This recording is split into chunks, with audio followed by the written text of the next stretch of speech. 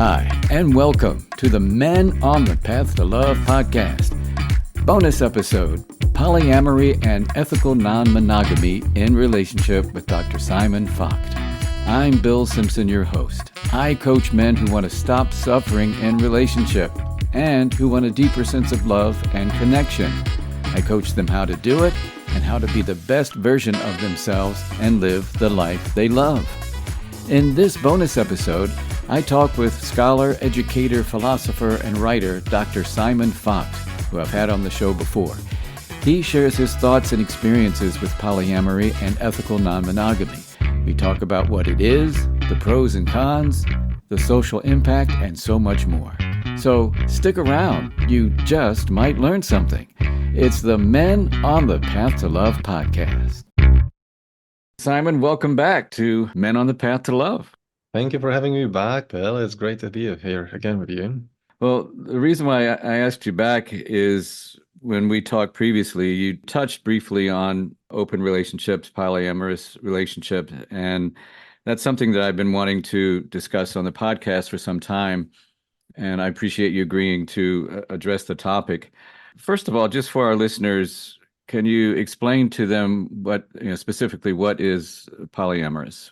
Yeah, of course. So polyamory specifically, maybe I'll speak about in a moment, but it broadly comes under the umbrella of ethical non-monogamy, which is sometimes abbreviated as ENM.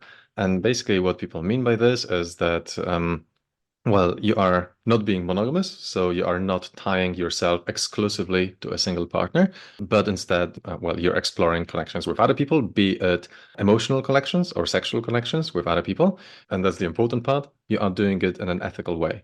So ethical means that, first of all, there is no deception involved. So you're not in any way, shape, or form deceiving your partner about what is going on. That you even have other people that you're with, or maybe what are you doing with those other people, or to what extent, like what kind of things are okay, what kind of things are not okay. All of this should be negotiated and fully consensual with all the parties involved. So we hear about so many people having those situations where they would have lovers or mistresses or somebody else, and they are non-monogamous. They are definitely having multiple relationships or multiple sexual relationships with people at the same time, but those people don't know about each other, or maybe they know that there's somebody there, but they think it's a friend rather than a sex partner, for example, and things like this.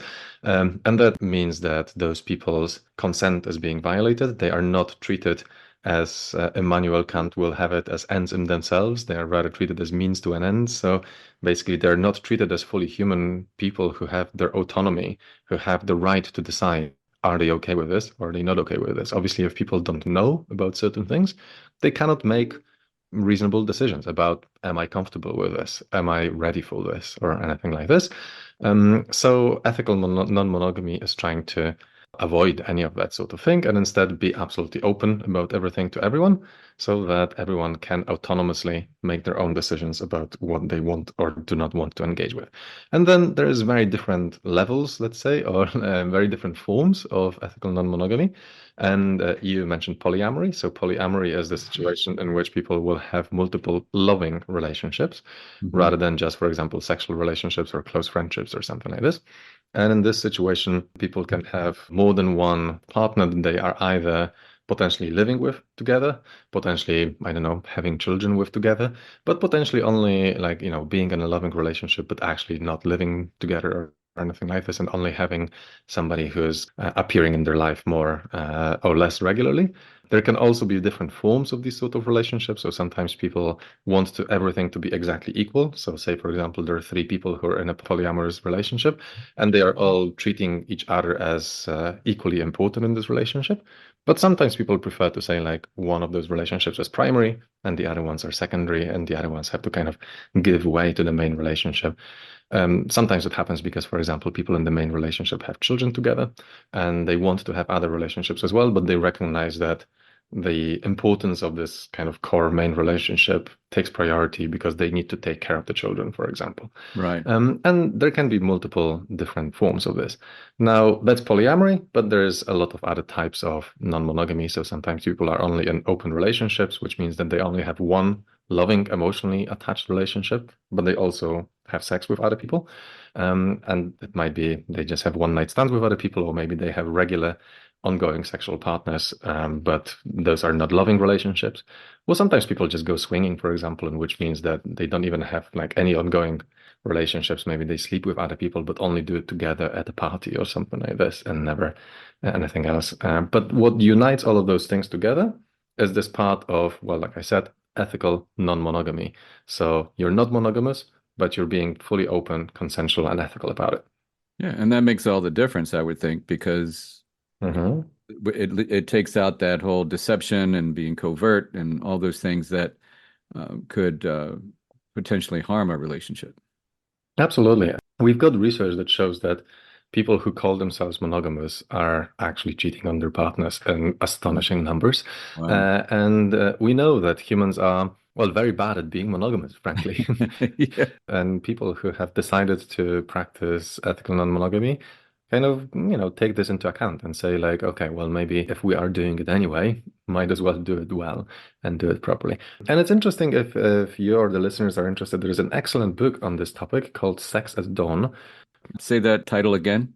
Of course, it's called Sex at Dawn. Sex at Dawn. Okay, Yes, gotcha. exactly. And the dawn in there is the dawn of humanity. And Mm, the what the authors are exploring is whether humans are kind of naturally monogamous, or how did sex look like for prehistoric humans. Obviously, we have very little indication of what it was like because, well, prehistoric people did not leave any history, so we don't really right. know. Yeah. But the main hypothesis of the book is that prehistoric humans were more likely to be polygamous than monogamous, Mm, and that the main reason why humans have started being monogamous was the invention of agriculture. And the reason for that is that before that, humans basically didn't really own property as much. And they would live in those kind of nomadic tribes. They would move from place to place, and it would be very often the case that the child in this sort of tribe is like everyone's child. It takes a village to raise a child. And so basically what they are arguing is that humans, and men especially, did not have this incentive to actually confirm their paternity. Because it's not like they were investing any more resources into this child than absolutely everyone else in the tribe anyway. right, Right? right, So it was kind of like everyone's child in the tribe. Whereas what happens with the invention of agriculture is that people start owning property. And once you start owning property, the question arises, who inherits your property? right. And this is the point which they argue in which monogamy, and for the sake of ensuring paternity, has taken primacy. And this is why they think that monogamy has been like the most, popular way of organizing relationships in human history because, well, humans own property. And then the question is who inherits your property? So it was a whole economic thing. It wasn't Yeah, about, so it's kind of like a historical economic explanation. And I'm quoting from the book. I'm not necessarily trying to say in here that they are right, but right. they're giving some like convincing arguments for this. So I recommend that you and the listeners maybe have a look at this. And the reason I bring it up is because of this context of, well, so many people cheat, right? Mhm. And they take it also as this evidence that, well, maybe humans were never really meant to be monogamous in the first place, right? If it was natural to us to be monogamous, we would find it easy. But we don't. Right. Yeah. We Makes, don't. If we found it easy, then nobody would have any need to cheat in the first place. yeah. And then I would think, you mentioned the economic piece, and then there's Hmm. the religious piece. Yeah, of course. I mean, depending obviously on your views on religion, depending how religious you are as well, people who are maybe seeing religion as, developing from cultural needs of humans, religion is kind of codifying what humans thought was right. Mhm. It's doing it in a spiritual way, but it's basically conveying what the humans of the time thought was the right thing to do. And obviously that would be partially also economically motivated. Yeah, it's the right thing to do, quote unquote, yet it's really Hmm. hard. Of course, yeah, of course. It's a high bar, I think, for a lot of folks. Absolutely. I have to be transparent here because my work at the health clinic as a mind body educator and an integrative therapy practitioner, the people that come to me, polyamorous or in open relationships, when they come to me, some of them are traumatized, some of them had really bad experiences, and I don't want to color my opinion or judgment of it because that's just one side. Tell me first some of the challenges that can happen, because I've certainly heard my share, and I want to hear, the other side of it, the benefits. course, yeah, absolutely. So I think that it will not be difficult at all to find people who are in non-monogamous relationships who have experienced problems of various sorts. But I mean, it will not be equally very difficult to find people in monogamous relationships who True, experience a true. lot of problems. And I think that as far as I know, there is no good research that specifically shows that people in non-monogamous relationships have more problems, but I don't think it's particularly different. What is definitely the case is that non-monogamous relationships carry with them a larger risk. When you are deciding to be in this sort of relationship, you are taking into account the fact that the certain kind of security that you Mm, have in a monogamous relationship, which comes from just the institution of monogamous relationship, is just not there, right? It might be that your partner will meet somebody else whom they are more attracted to, or who is at this point in life better for them, or who whatever, and that they would prefer to move on with that person, right? And mm, this is a risk that you just need to take, right? This yeah, is something that is very difficult for many people, and this is probably why non-monogamy is not a perfect choice for everyone. And I would by no means encourage people who do not feel like they can take this sort of risk to do this. oh, sure. But I think that it also opens the opportunity to create this sort of safety in a relationship, the kind of reassurance that, yes, we're going to stay together and be together, not through the kind of like institutional means of the structure of the relationship, Right. but rather through, well, just being securely attached to each other, being the person that the other one actually wants to be with, and creating this bond, this strong personal bond. That's not an institutional bond, but this personal bond, which ensures that you are going to still be together. I think that realistically speaking, even with this sort of bond, I think it is true that non-monogamous relationships tend to have a higher potential for just being a bit more precarious Right. because, I mean, that's just how humans work. If you never meet anyone you think you might also have a relationship with, then you will not do that. The chances of you meeting somebody like this increase massively when you're in a non-monogamous relationship. And even if it is a open relationship rather than a polyamorous relationship. So you're only kind of exploring the sexual side of it rather than emotional side. Well, sex is a great way to develop emotions. Yeah. There is always this danger that you will fall in love with the person you initially only seeing for some bedroom fun. And well, again, it's a risk that you're taking. The benefits of it, on the other hand, is just like so many things in life, it's a kind of high risk, high return game. Mm, So quite often, if you can decide to take lesser risk, and you will get something out of it as well. It's not like this sort of economic exchange type thing, but you know what I'm getting at. right. With you take this greater risk because there is something in it that you actually really want. So the obvious things are that, well, you just get to have a lot more variety. You get to experience some things that you would not be able to experience otherwise. So it's kind of a big driving force for people who have more of a, I don't know, need for adventure in life or need for variety, exactly. And this might be sexual variety, but it also might be a variety of just types of relationships. So I'll give you a great example of this. So I wouldn't be here talking about this if I wasn't myself non-monogamous. I think this is Right, of clear course. to the listeners by now. But what I really love about the kind of having more freedom in determining what kinds of relationships I enter with. We use the concept of relationship ladder sometimes, Mm, The concept of relationship ladder is that there's certain steps that you're taking towards a relationship, and it's kind of like predefined how it goes. You go on a first date, and then you have your first kiss, and then maybe you go on a holiday together, or then maybe you have sex, then maybe you decide to move in together, then maybe you right. get married, and those steps can be going in different order, obviously, depending on the culture you're in. Maybe you want to wait with the sex until after marriage if that's your Right. thing. Maybe you want to, but the point is that there's like a ladder of escalation. Mhm. And it always often very often feels to people like unless you get to the next step, there is no point taking the earlier steps. This is why so many guys hate getting friend zoned, right? Because Right. it's this like, oh, I was on this ladder, I was getting there, I was like almost getting to the next step that I really wanted, but I didn't. And we stopped at the earlier step. What I really like about how I started approaching relationships with people after becoming non-monogamous is that you can actually embrace the idea of stopping at a certain level of the ladder. and just like really enjoying this connection for what it is. And I think this is a great gain that you get from being non-monogamous. So I'll give you an example. I have this friend whom I met, I don't even remember. I think we met at a certain party.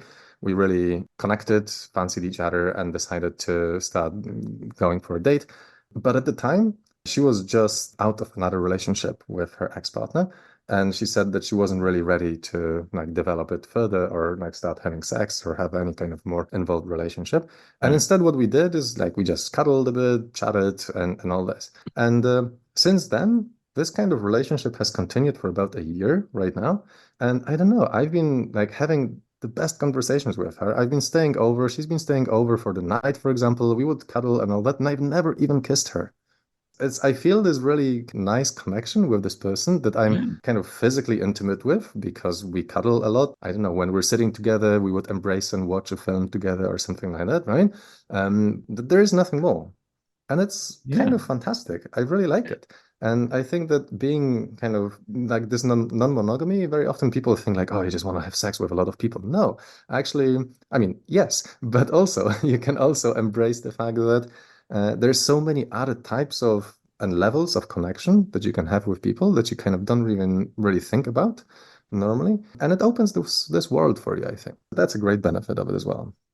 And when I hear you say that and the friendship you have with this woman, Hmm. that's like true intimacy. It's not just sex, it's deeper than that. It's just an Absolutely, yeah. intimacy level that I think we all need for that connection.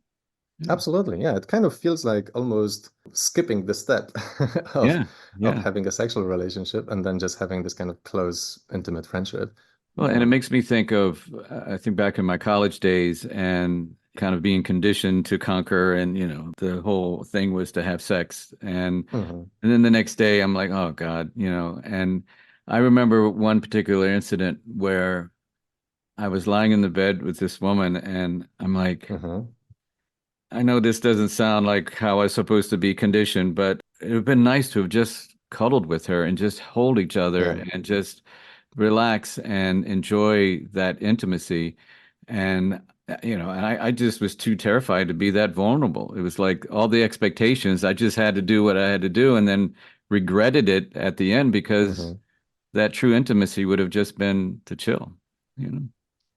Absolutely. And I've written about this as well. I think we probably touched on this in the previous episode as well. That I think that men are so often socialized to only ever receive intimacy through sex or Right. only ever receive this, I know, validation through sex or this, feeling like they are worth something. And it's a great shame because there's so many other ways in which we can do that. And definitely just touch or kind words or spending time together in other ways is Affirmation. sometimes what we would actually prefer.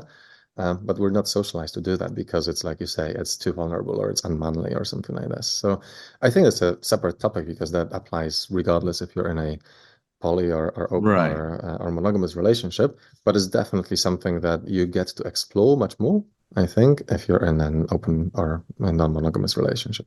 And I think talking about societal norms, there are challenges, I guess, with both. I mean, monogamous or Mhm. non-monogamous. What do you see as the challenges with non-monogamous relationships?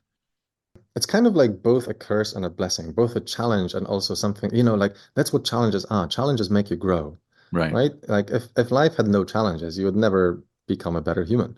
And right. I think that one of the greater challenges of non-monogamous relationships is the fact that, well, you're not playing from the script. You're not ensuring the security of your relationship, just doing things the way they are meant to be done, whatever that means, right? No, you kind of need to figure it out yourself. What you get out of this, like again, it's all this freedom and all this variety and all of that. But what it means is that, well, you need to figure out yourself how you're going to do that. It's if you need to communicate with your partner and ensure that everything is consensual and all that, well, you need to communicate with your partner. Hmm. And you will not ensure that your partner is okay with things if you just say like, hey, I'm doing that today, bye. No, there will be there's some communication involved, right? Your partner might have thoughts and feelings about this, Sure. and likely you will need to figure out a good compromise. You will need to figure out what works, what doesn't work. Sometimes it comes down to, very simple things of, I don't know, how am I spending my Saturday? Because my partner wants to do something on this Saturday and my other partner wants to do something else on this Saturday. And then you need to kind of figure out. This is kind of the more simple things, but then it's more complex things as well. Where are we going in life? Hmm. Right? Are we wanting to, I don't know, move to the suburbs and have kids, or do we want to stay in the city center and party? Where are we in life? Who is like going to determine in which direction are we moving as a relationship if you're, for example, in a polyamorous relationship with involving more than two people? And similarly, even if you're in an open relationship in which you're only having sex with other people, then your partner might also have thoughts and preferences about this. So, your partner might be okay with you doing some things, but some other things feel too intimate, so you might need to only reserve it for the relationship. Or maybe there are specific times, or maybe it's, there are specific places in which they feel this can happen and then others not, for example. Or maybe there's specific, I don't know, you can go, like, you can do whatever you want, but like if we're going on holiday, we're going together. You're not going on a holiday with someone else, for example. People are different and people have very different ideas of what matters to them. And you need to figure it out. You need to negotiate it and you need to really communicate about this. So, like I say, it's kind of both a curse and a challenge because it's a curse because, well, you spent time on this and you can go wrong, right? You can make mistakes and that's just life. But it's also an opportunity because, well, it makes you better at it. As with so many other skills, like, well, how do you get better at things? You just practice the thing. Same way as you exercise your muscles, same way as you exercise your memory and exercise your, I don't know, math skills or whatever else, you also exercise your communication skills. And by just basically doing it and also, doing it when it's challenging and doing it not when it's easy, but Especially, doing it yeah. exactly, right? And when it actually really takes some effort to figure it out, that's when you get better at it. And, I think that this is also something that and every book about polyamory you'll find quite early on as well, is just the reminder that we're all just human and we make mistakes and we screw up sometimes. And sometimes we assume that the other person knew something that we thought we told them, but they didn't fully understand or had a different idea of it or something like that. And then it doesn't work out. And it's just so important that we approach these sort of things with just kindness and understanding and assuming that, the other person wasn't evil, they were just a bit stupid or something like this. And also, if you are the person who has caused sadness or harm to the other, also approach it from the perspective of, oh, I really don't want to harm my partner. Like I need to, review what I'm doing. And this kind of emotional and mental openness to just negotiating everything and actually really kind of working it out uh, new is really what is, I think, a big prerequisite for this more sexual and relationship openness. Yeah, and open communications is the key here. And Hmm. you said it's a human experience, whether it's monogamous or non-monogamous, we're going to have the same issues. And I was thinking in my head, like, are there rules to follow? And then I'm like, no, I guess you make your own rules as long as you both or all are in agreement, or at least can come to some sort of acceptance. Absolutely. Yeah, I think that this is also why it's a bit difficult for some people at the start, at least, because, well, it's much easier to follow rules than Right. to make it up as you go. And I think, different people of different personalities will prefer different things. Some people have, I don't know if you're familiar, or the listeners are familiar with the big five personality traits, but openness to experience is one of those big five personality traits. And I imagine that people who score high on openness to experience. So that's the kind of people who really like, I don't know, going on holidays to a new place every single time, or trying a new meal when they go to a restaurant, or going to a different kind of event or club or something like that every time. They would also be the ones who are more likely to be open to reinventing things and coming up with new ways of doing renegotiating and all that. Whereas other people don't like that. Other people prefer to, keep things as they are because that's what gives them comfort. And that's totally fine. There's no judgment in there. It's just different Sure. people. And for those people, it might be that they need something different. And I think that it might also be that, well, if they do non-monogamy, they would probably do it slightly differently as well. I would think too, it takes a lot of courage and a sense of security to be in that type of relationship because all those feelings, jealousy and envy and, insecurities all can play in any kind of relationship and especially in non-monogamy. Um, any words to say a guy out here who wants to express this to his partner or spouse, how to go about talking about it and really Hmm. expressing the needs honestly. I mean, I can see it would be a big risk. What are your Yeah. thoughts on that? Yeah, that is a great question. I mean, it's hard to answer because obviously every relationship is different and every Sure. reason why people might want to do this will be different. But it's definitely very important to kind of address the issue of jealousy or envy or some sort of insecurity. I think that I would very much recommend to everyone who wants to try a open or non-monogamous relationship to first make sure that the relationship they are already in is secure. Because, Hmm. like I said, by doing this, you are effectively signing up for a higher risk type situation, Right. right? You are signing up for removing the institutional security of a monogamous relationship from your relationship. So you need to get the security somewhere else.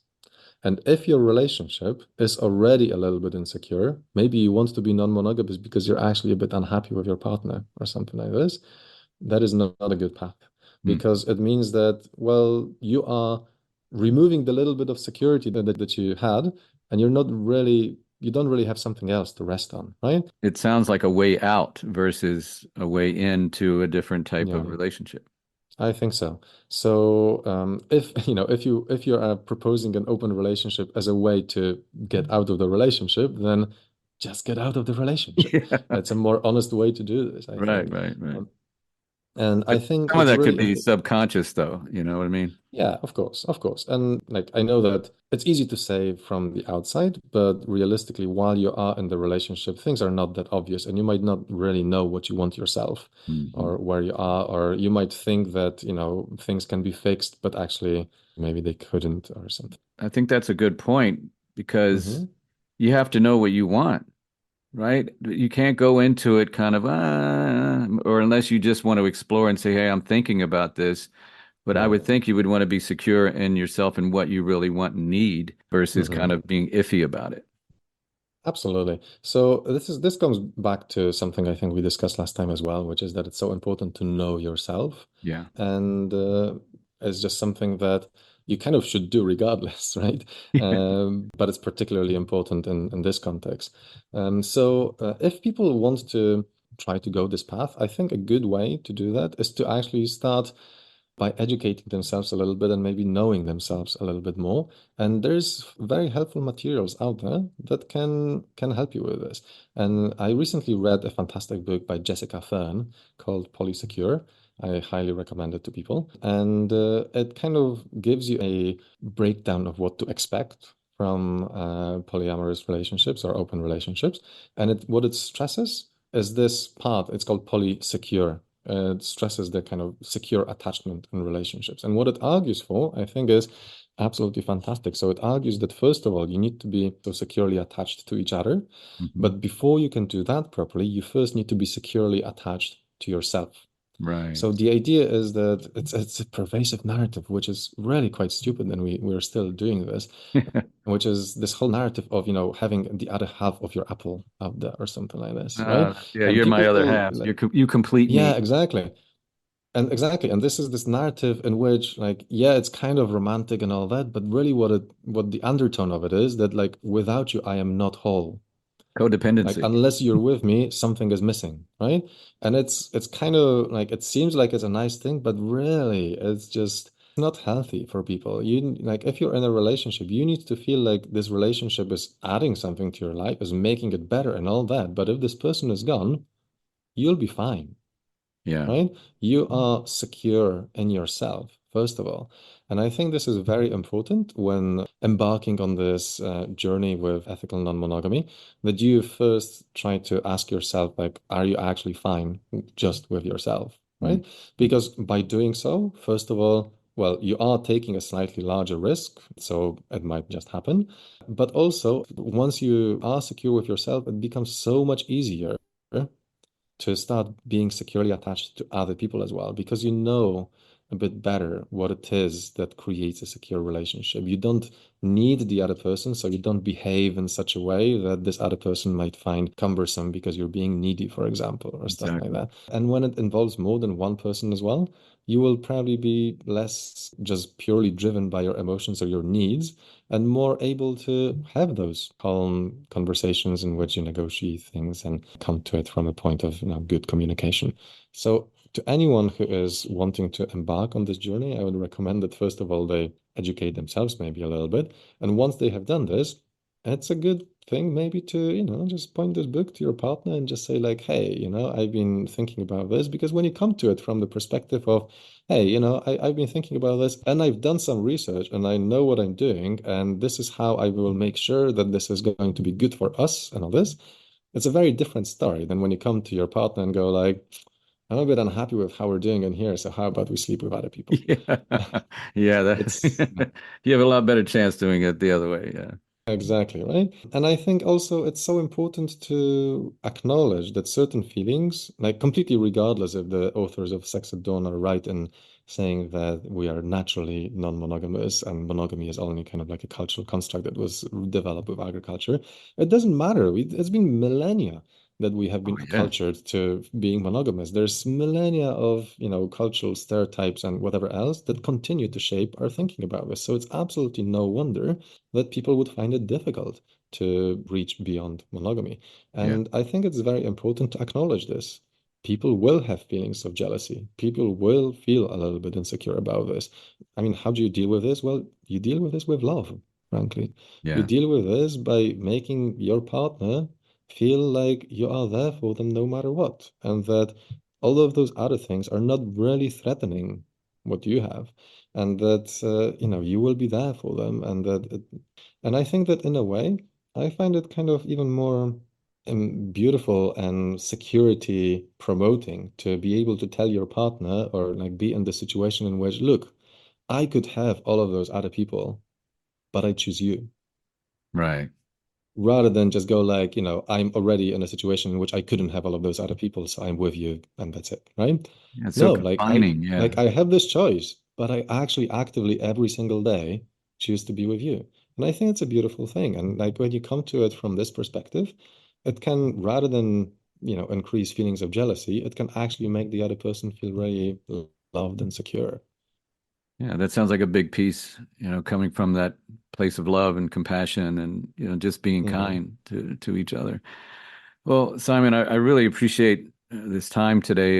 You've helped me clarify a lot of things, and I'm sure my listeners as well. Any last minute words you want to say before we wrap up? Thank you very much. Yeah, it's been a pleasure chatting with you as well. I mean, if you want to explore those topics or educate yourself a bit more, feel free to also follow me on social media. I talk about polyamory and relationships a fair bit as well. So if you would like to explore this, and I think the main thing that I want to always promote with people is once again this concept of really knowing yourself and really knowing, like, first of all, if this is for you, and there is absolutely no shame in saying yes, and there is absolutely no shame in saying no. And there's also absolutely no shame in saying, I don't know just yet. I want to be able to Yeah. go and see. But it is also important to know yourself for the sake of making sure that, well, you don't make stupid mistakes. Because I feel like so often we also focus, and very rightly so, we focus on like the situations in which people make some sort of mistake that ends up being harmful to their partner. Hmm. But it is not nice to then live with it yourself as well. Like if you've not spent the time trying to know yourself and figure out what it is that you want, you potentially will need to live until the end of your life with Yeah. with the thought that you really screwed up. Yeah. So it's really in your own interest as well to really properly think about this and know yourself. And if it is something that you want to do, once again, there's so many resources about this right now that you can use to educate yourself that will help you know yourself and know what kind of outcome you want. And what I'm hearing you say, it's being authentic with myself and authentic with those I'm in relationship with. Absolutely. Again, ethical non-monogamy, everything is open cards. Everything needs to be authentic. Well, Simon, thanks so much. I wish you continued success in all that you are doing. I'll have your contact information, the books, all that information in my show notes. Thanks so much, and take good care. Fantastic. Thank you again for the invitation, and have a great time. Bye. And that will bring this bonus episode to an end. I'm Bill Simpson, your host. Thank you so much for listening, and thanks once again to Dr. Simon Fokt for sharing his knowledge and experience with us. You can find Simon's contact information in the show notes. Coming up on the next episode of the Men on the Path to Love podcast, have you ever gotten the sense that your spouse or partner might not feel safe at times in your relationship? That could include not feeling safe physically, emotionally, mentally, or even spiritually. Maybe you haven't felt safe in one or any of those areas. Well, feeling safe in relationship is essential for you to be free to be your authentic self, to build trust, and for the longevity of your relationship. On the next episode, you'll hear Eric's story and how his wounded past caused him to create an unsafe environment in his relationships, and what he did about it. Please join me next time for the Safe and Sound, How to Build Safety and Trust in Relationship episode. Hey, and if you have a topic you would like for me to cover on this podcast, I would love to hear from you. You can reach me at my website, menonthepathtolove.com. That's where you can also set up a free How to Communicate Better in Relationship coaching session with me. And you can download my cheat sheet there too, 5 ways to communicate better in relationship. It's all at menonthepathtolove.com. Now, if you want the world to experience more love like I do, then let all your true friends, your social media friends, hell, even tell your enemies. Let them know about this podcast. Please share the link and share the love. And let's make this world a better place, all right? And until next time, keep your heart open and stay on the path to love.